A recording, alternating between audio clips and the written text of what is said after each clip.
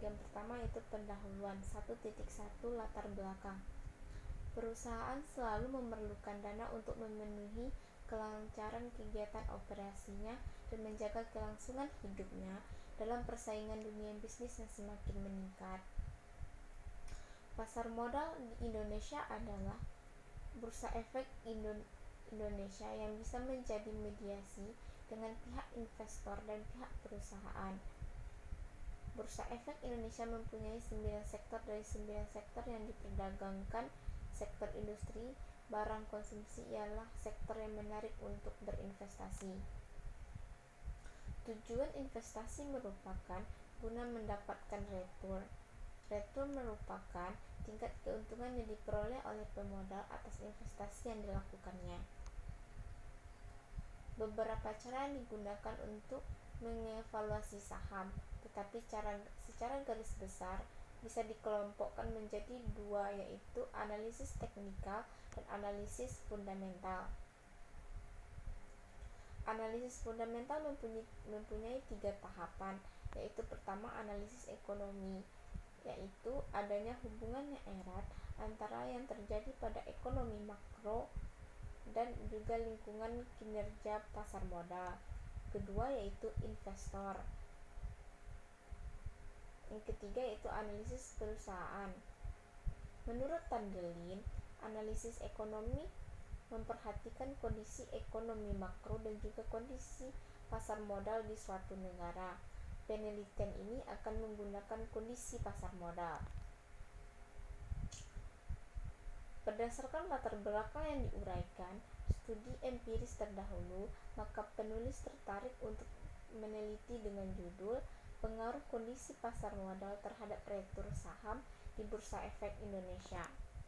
1.2 Perumusan masalah. 1. Bagaimanakah pengaruh kondisi pasar modal terhadap return saham di Bursa Efek Indonesia? Yang kedua, apakah pertumbuhan IHSG berpengaruh signifikan terhadap return saham perusahaan sektor industri barang konsumsi di Bursa Efek Indonesia periode 2018 sampai 2020. Yang ketiga, bagaimanakah pengaruh kondisi pasar modal secara simultan terhadap return saham di Bursa Efek Indonesia. 1.3 Tujuan penelitian. Berdasarkan dengan perumusan masalah di atas, maka tujuan dari penelitian ini adalah 1. Untuk mengetahui pengaruh kondisi pasar modal terhadap return saham di Bursa Efek Indonesia. Yang kedua, untuk mengetahui signifikasi pengaruh pertumbuhan IHSG terhadap return saham perusahaan sektor industri barang konsumsi di Bursa Efek Indonesia periode 2018 sampai 2020. 1.4 Manfaat penelitian. Yang pertama, bagi penulis, hasil dari penelitian ini sebagai aplikasi dari teori-teori yang telah diperoleh selama perkuliahan ke dalam perusahaan atau lembaga serta memenuhi salah satu persyaratan tugas akhir UAS bidang manajemen ekonomi. Yang kedua, bagi perusahaan, penelitian ini diharapkan bisa menjadi bahan pertimbangan bagi pihak investor dalam mengembalikan keputusan investasi di pasar modal dan juga untuk mempertimbangkan emiten dan mengelola keuangan perusahaan. Baiklah, selanjutnya bab 2 yaitu tinjauan pustaka. Yang pertama, kajian teori dari pasar modal.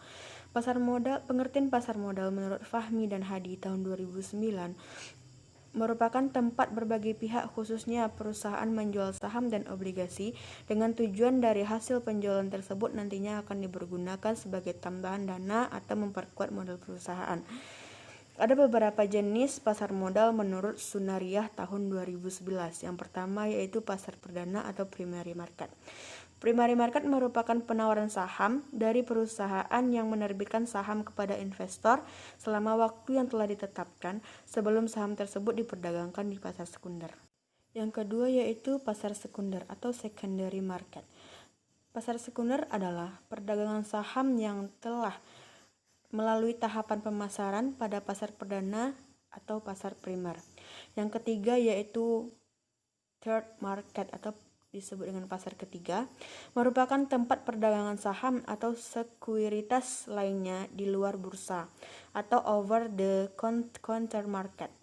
Yang keempat yaitu forward market atau pasar keempat, yaitu bentuk perdagangan efek antara pemodal atau pengalihan saham dari satu pemilik saham kepada pemilik saham lainnya melalui perantara di bursa efek. Yang ketiga yaitu indeks saham. Ada beberapa macam indeks saham Bursa Efek Indonesia. Yang pertama yaitu indeks harga saham gabungan atau disingkat dengan IHSG.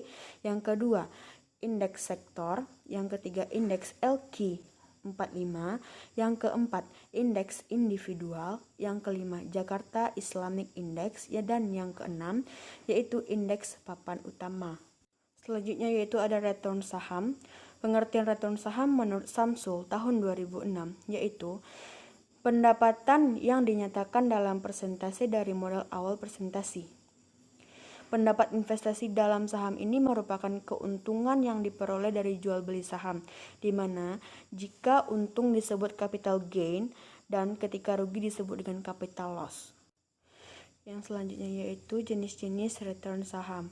Menurut Jogianto tahun 2009, return saham dapat dibagi menjadi dua, yaitu yang pertama return realisasian, yaitu merupakan return yang telah terjadi dihitung berdasarkan data historis. Dan yang kedua yaitu return ekspektasian, yaitu return yang diharapkan akan diperoleh oleh investor di masa yang akan datang. Selanjutnya yaitu komponen return saham. Menurut Tandelin tahun 2001, return saham terdiri dari dua komponen, yaitu yang pertama capital gain, yaitu kenaikan penurunan harga suatu saham yang bisa memberikan keuntungan dan kerugian bagi investor. Yang kedua yield. Yield merupakan komponen return yang mencerminkan aliran kas atau pendapatan yang diperoleh secara periodik dari suatu investasi saham. Dan selanjutnya yaitu rumus menghitung return saham. Secara sistematik perhitungan return saham yaitu sebagai berikut, dan kita taruh di atas ini, yaitu yang mana return saham sama dengan PT dikurang P0 per P0, dan keterangannya yaitu PT atau P1 disebut dengan price atau harga untuk waktu T, PT kurang 1 atau P0 sama dengan yaitu harga untuk waktu sebelumnya. Dan yang selanjutnya yaitu DT yaitu dividen periodik. Selanjutnya yaitu ada faktor-faktor yang mempengaruhi return saham.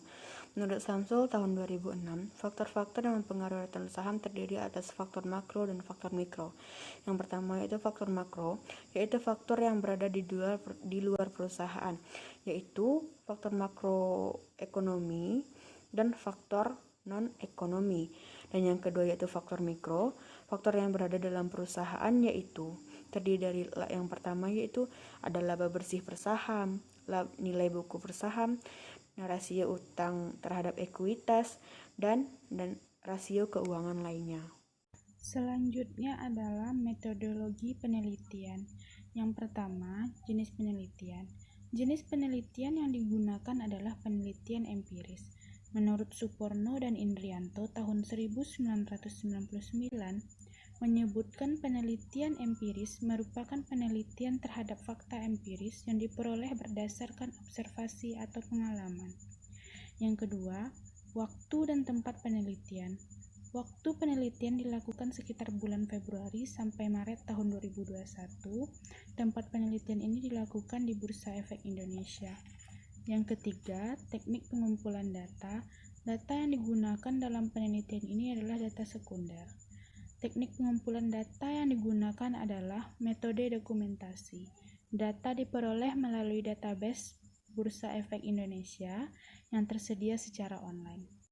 Selanjutnya, teknik analisis data. Yang pertama, mengumpulkan data diperoleh dari database Bursa Efek Indonesia yang tersedia secara online. Yang kedua, menghitung return saham harian. Return saham dihitung berdasarkan harga penutupan T dikurangi dengan harga penutupan T kurang 1, kemudian dibagi dengan harga penutupan T kurang 1. Selanjutnya, uji normalitas digunakan untuk mengetahui distribusi data yang digunakan dalam penelitian.